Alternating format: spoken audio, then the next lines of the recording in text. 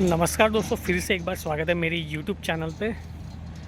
दोस्तों, बहुत टाइम से लोगों की रिक्वेस्ट जो है वो आ रही थी कि ग्लैमर जो बाइक है आपकी, तो उसका थोड़ा ओनरशिप रिव्यू जो आप दे दो। अभी उसी के लिए ये वीडियो जो है वो मैं शूट कर रहा हूँ अभी, क्योंकि मुझे इस बाइक को इस्तेमाल करते हुए ऑलमोस्ट 2.5 साल हो गए हैं। और इसका मैं आज ओनरशिप रिव्यू करूँगा कि 2.5 साल में क्या क्या मेरा एक्सपीरियंस रहा इस बाइक को लेके, कि इन फ्यूचर में अगर 2025 में अगर आपको इस बाइक को ख़रीदना चाहते हो तो क्या क्या चीज़ें जो है आपको ध्यान में रखनी है। जो जो प्रॉब्लम मैंने फ़ेस की है वो आपको फ़ेस नहीं करना है, इसीलिए ये वीडियो जो है मैं बना रहा हूँ। और वीडियो जो है वो काफ़ी टाइम के बाद आया है, तो उसके लिए भाई दिल से सॉरी। अभी चलिए अभी शुरू करते हैं, इस वीडियो को स्टार्ट करते हैं अभी। दोस्तों, 2.5 साल से इस बाइक को मैं यूज़ कर रहा हूँ और अभी किलोमीटर जो है वो दिखा देता हूँ। 14,253 किलोमीटर जो है वो चल चुकी है 2.5 साल में। और इन 2.5 साल में मुझे क्या क्या परेशानी है वो वन बाय वन मैं आपको बताता जाऊँगा। तो सबसे पहले तो ये देख लो, सबसे पहले तो ये टाइम प्रॉपर यहाँ पे दिखाती नहीं है। जब भी मैं टाइम सेट करता हूँ ये ऑटोमेटिकली रीसेट हो जाता है। फिर इस बाइक की सबसे बड़ी प्रॉब्लम ये थी कि साइड लाइट, जब से मैंने ली है उसके 6 महीने के बाद ही साइड लाइट जो वो बिगड़ना स्टार्ट हो गई है। ये देखिए, ये आगे की साइड लाइट जो है वो नहीं चल रही, सिर्फ और सिर्फ पीछे की साइड लाइट ही चल रही है। और ये एक छोटा सा एक्सीडेंट हो गया था, उसमें ये साइड लाइट जो टूट गई है। और मज़े की बात ये है कि टूटी हुई साइड लाइट भी चल रही है, ये देखिए। बट ये जो आगे की दोनों साइड लाइट है वो ऑलमोस्ट 6 महीने से जो नहीं चल रही है। सॉरी, 6 महीने से नहीं, बाइक लेने के बाद 6 महीने के बाद ही ये साइड लाइट जो है वो बंद हो गई थी।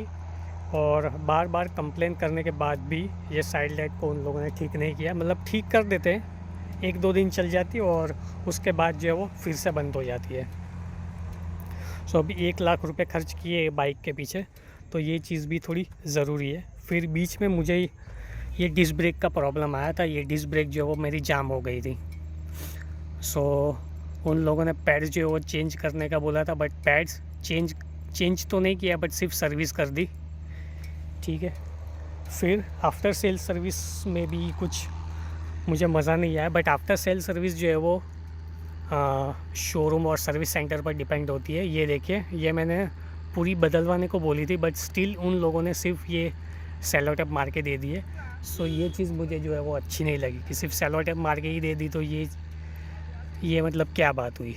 मतलब हीरो इतनी बड़ी कंपनी है और मतलब इतनी चीप सर्विस जो है वो आफ्टर सेल सर्विस जो है मुझे दे रही है।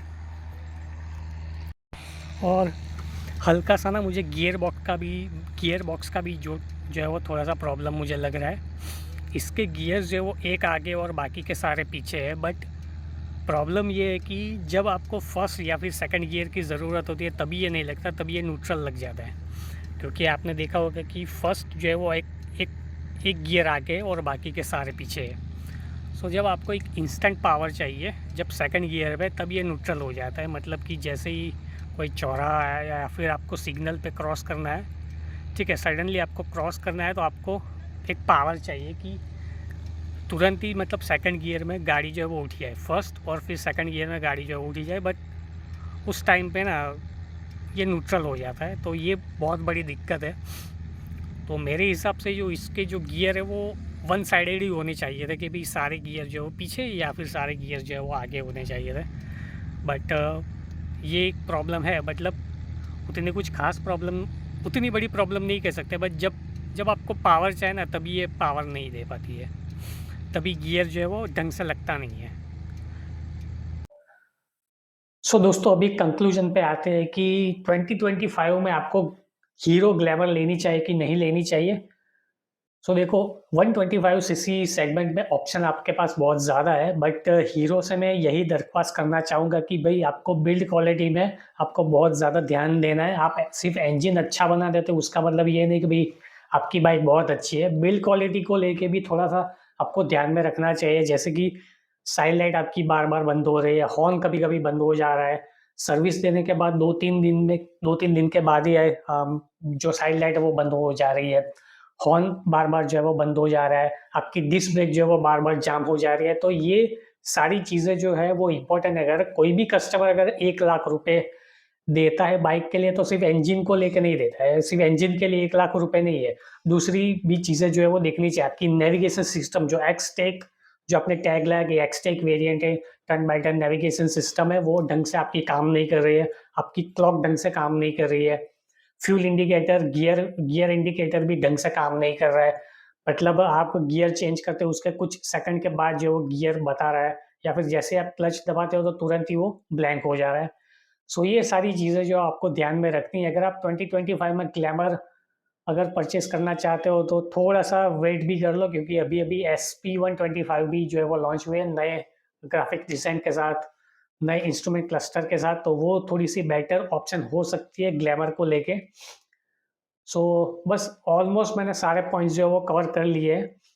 सो अगर कोई भी सवाल हो तो आप कमेंट सेक्शन में जो है वो आप पूछ सकते हो। कमेंट सेक्शन का आंसर मैं सबसे पहले ही दे देता हूँ। उसके बाद आप मुझे इंस्टाग्राम पे जो है वो मैसेज कर सकते हो। बट आपने देखा होगा कि कमेंट सेक्शन में मैं रिप्लाई तुरंत दे ही देता हूँ। मतलब इंस्टाग्राम पे थोड़ा-सा मैं लेट हो जाता हूँ।